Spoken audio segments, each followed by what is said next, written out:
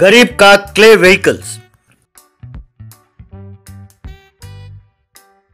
एक गांव में प्यारेलाल और बंसीलाल नाम के दो दोस्त रहते थे। उन दोनों की झोपड़ियां साथ साथ थीं। दोनों मिलकर हर रोज मजदूरी के लिए जाते थे।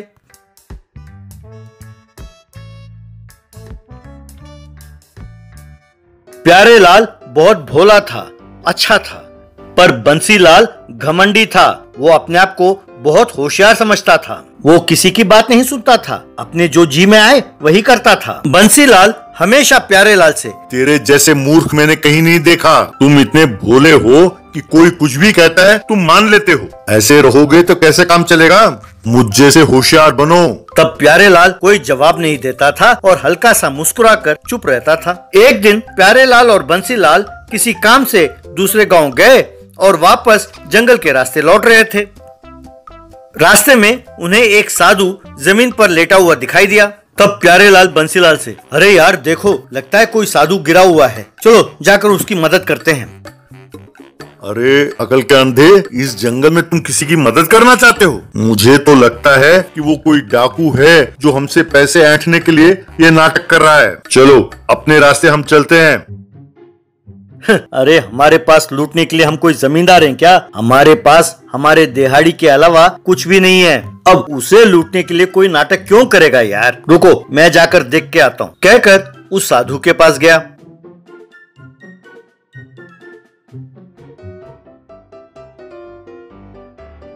उसने उस साधु को उठाया और अपने पास जो पानी था वो पीने के लिए दिया। तब उस साधु ने पानी पिया। आप कौन हैं स्वामी जी, और इस जंगल में क्या कर रहे हैं आप? मैं इस जंगल के रास्ते से जा रहा था कि कुछ लुटेरों ने मुझ पर हमला किया। जब उन्हें लूटने के लिए कोई माल मेरे पास नहीं मिला तो मुझे मारकर वो चले गए। तुम सही समय पर आए और मुझे पानी देकर मेरी जान बचा ली। इसके बदले में मैं तुम्हें कोई बढ़िया वरदान तो नहीं दे सकता, पर हाँ, ये जो मिट्टी पड़ी है यहाँ पर, इसे किसी तरह तुम अपने घर ले जाओ और इसे दोनों आपस में बांट लो। ये एक विशेष मिट्टी है। तुम जो भी वस्तु इस मिट्टी से बनाओगे वो कभी नहीं टूटेगा। तुम दोनों अपने सूझबूझ का इस्तेमाल करके इस मिट्टी को ध्यान से इस्तेमाल करो और जिंदगी में तरक्की करो, कहकर उन्हें आशीर्वाद दिया और वहां से चला गया।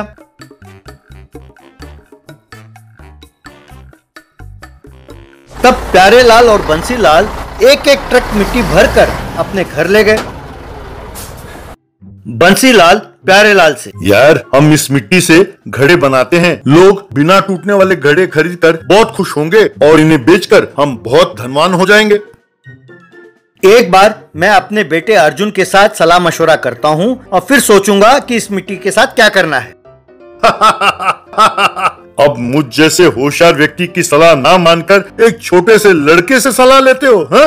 वाकई तुम मूर्ख के मूर्ख हो, कहकर वहां से चला गया। बंसीलाल रातों रात उस मिट्टी से घड़े बनाने लगा।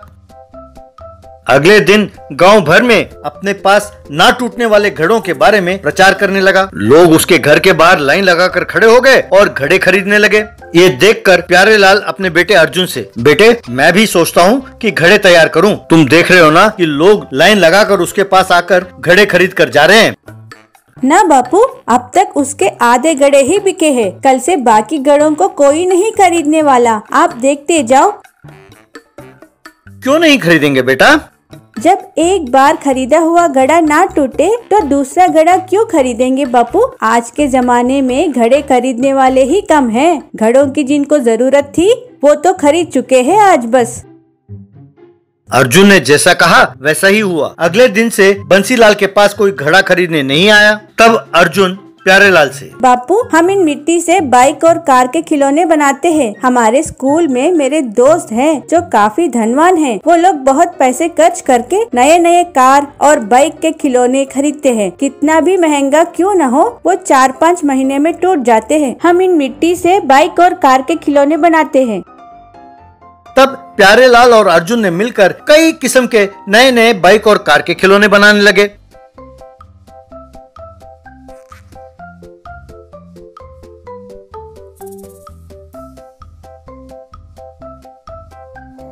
अर्जुन उन खिलौनों को अपने स्कूल ले गया और अपने दोस्तों को दिखाया। तब वे दोस्त अर्जुन से, क्या हमें उल्लू बनाते हो? ये मिट्टी के खिलौने हैं। हम जो कीमती खिलौने खरीदते हैं वही 5-6 महीने में टूट जाते हैं और तुम कहते हो कि मिट्टी का खिलौना नहीं टूटेगा और हम विश्वास कर ले? कहकर मजाक उड़ाने लगे। चाहो तो देख लो, कहकर एक रोड रोलर के पास उस खिलौनों को ले गया।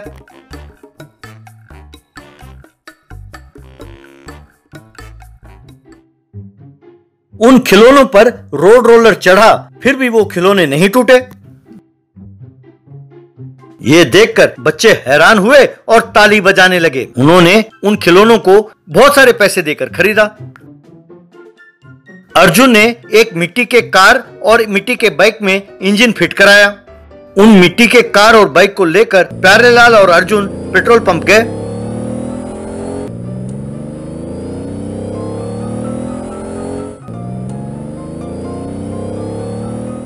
बंसीलाल उस पेट्रोल पंप में काम कर रहा था। अर्जुन बंसीलाल से, चाचा इसमें जरा पेट्रोल भरना। लगता है तुम्हारी अकल मारी गई है। मिट्टी का कार बनाया तो क्या वो असली कार हो जाएगा? अरे आपको क्या लेना देना चाचा, पैसे लीजिए और पेट्रोल भरिए ना। तब बंसीलाल ने उस बाइक और कार में पेट्रोल भरा। तब उन दोनों ने तुरंत इंजन स्टार्ट किया, करके वहाँ से चले गए। बंसीलाल के साथ साथ बाकी लोग भी हैरान होकर देखने लगे। बाद में बंसीलाल प्यारेलाल के पास आया और, प्यारेलाल मुझे माफ करो, मैं सोचता था कि मैं ही होशियार हूँ और तुम्हारा मजाक उड़ाता था। अब मेरे समझ में नहीं आता कि मेरे पास जो घड़े बचे हैं उनका मैं क्या करूँ। कोई उपाय हो तो बताना प्लीज। अकल किसी एक की संपत्ति नहीं है। कोई भी अच्छी सलाह दे तो उसे मान लेना चाहिए। मैंने अपने बेटे की सलाह मानी तो मैं फायदे में रहा, तो तुम उसी से पूछ लो। चाचा जो तुम्हारे पास घड़े हैं उनको पेंटिंग कराओ, तब वो अच्छे डेकोरेशन पीसेस के काम आएंगे। धनवान और होटल वाले उन्हें खरीदेंगे। बंसीलाल ने अर्जुन की सलाह मानी, घड़ों को पेंट किया और सब बेच डाला। तब से प्यारेलाल और बंसीलाल दोनों दोस्त खुशी खुशी रहने लगे।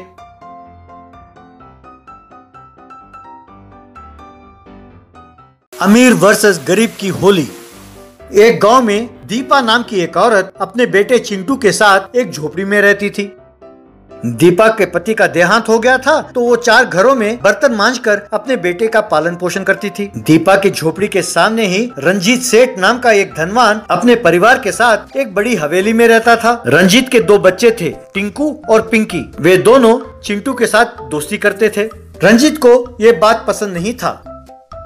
एक बार होली आई। रंजीत ने अपने बच्चों के लिए महंगे महंगे रंग और इम्पोर्टेड पिचकारियां ला कर दिया। वे उन रंगों को मिलाकर पिचकारी के साथ खेल रहे थे। रंजीत और उसकी पत्नी भी होली खेल रहे थे। चिंटू उसे बड़े चाव के साथ देख रहा था। उनके घर गया और, टिंकू, पिंकी, क्या मैं भी तुम्हारे साथ खेल सकता हूँ?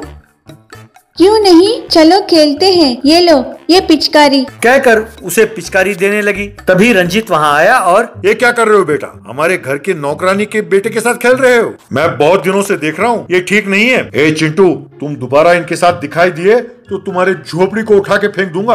रंग खरीदने के लिए तो पैसे है नहीं और होली खेलने चले आए। हाँ, पहले जाकर देखो कि खाने के लिए दाना है भी कि नहीं। चिंटू दुखी होकर वहाँ से चला गया। ये देखकर टिंकू और पिंकी भी बहुत दुखी हुए। घर आकर चिंटू, माँ, जिनके पास पैसे हैं क्या वही त्योहार मना सकते हैं? क्या हम त्योहार नहीं मना सकते? पिताजी अगर जिंदा होते तो क्या वो रंग और पिचकारी खरीद कर देते? ये सुनकर माँ बहुत दुखी हुई। पैसे नहीं हो तो क्या है बेटा, हमारे पास अकल है। मैं तुम्हें रंग और पिचकारी बनाकर देती हूँ, चलो। दीपा ने हथौड़े मारकर कोयले के चूर चूर किए और उन्हें फिर छलनी में छाना। बाद में ईंटों को भी चूर चूर किया, उसे भी छलनी से छाना। उस पाउडर को एक और प्लेट में डाला। 3 बाल्टी पानी ले आई। एक बाल्टी में कोयले का चूर मिलाया और दूसरे बाल्टी में ईंटों का चूर मिलाया और तीसरे बाल्टी में हल्दी को मिलाया। उसके बाद एक बांस का उसने पिचकारी बनाया। ये देखकर चिंटू बहुत हैरान हुआ।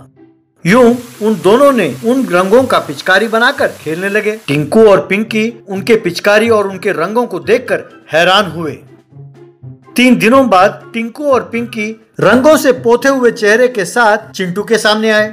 अरे चिंटू, तुम्हारे शरीर के ऊपर जो रंग थे वो सब निकल गए और तुम साफ हो। 3 दिन हो गए पर हमारे ये रंग उतर ही नहीं रहे। हमारे तो हमारे कपड़े भी फेंकने पड़े।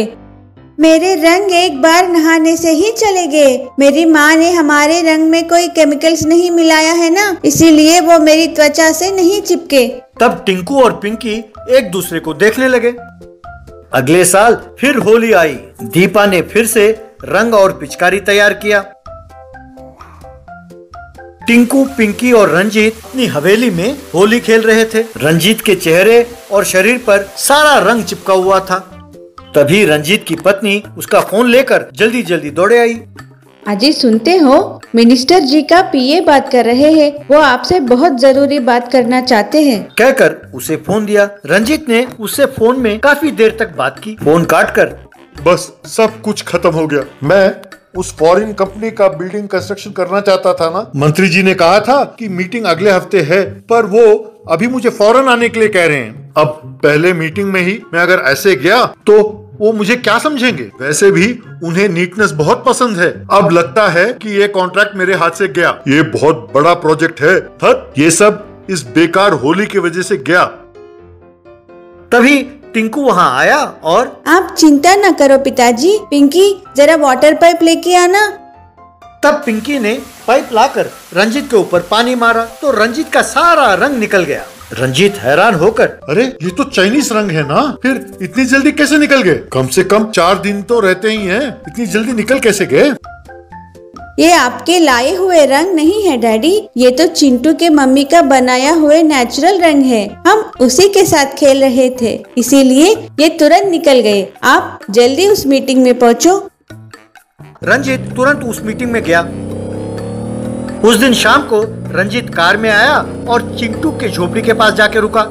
वहाँ टिंकू और पिंकी भी थे। रंजीत ने दीपा को प्रणाम किया और, बहन मुझे माफ करो, मैंने तुम्हारा और तुम्हारे बेटे का बहुत अपमान किया। तुम लोग गरीब हो ये सोचकर मैंने तुम लोगों का तिरस्कार किया, पर आज आपके वजह से मुझे एक बहुत बड़ा कॉन्ट्रैक्ट मिला है। इस कॉन्ट्रैक्ट के वजह से मैं इस देश का सबसे बड़ा कॉन्ट्रैक्टर बनूंगा। मैं आप लोगों का ये एहसान किसी तरह चुकाना चाहता हूँ। मुझे अपना सगा भाई मानकर ये पैसे ले लो, मेहरबानी करके मना मत करना। कहकर उसे 50 लाख रुपए दिए। टिंकू और पिंकी बहुत खुश हुए। इसी तरह रंजीत ने उस झोपड़ी के जगह पे उनके लिए एक बहुत अच्छा घर बना कर दिया। तब से चिंटू, टिंकू और पिंकी हर साल होली नेचुरल कलर्स के साथ ही खेलने लगे।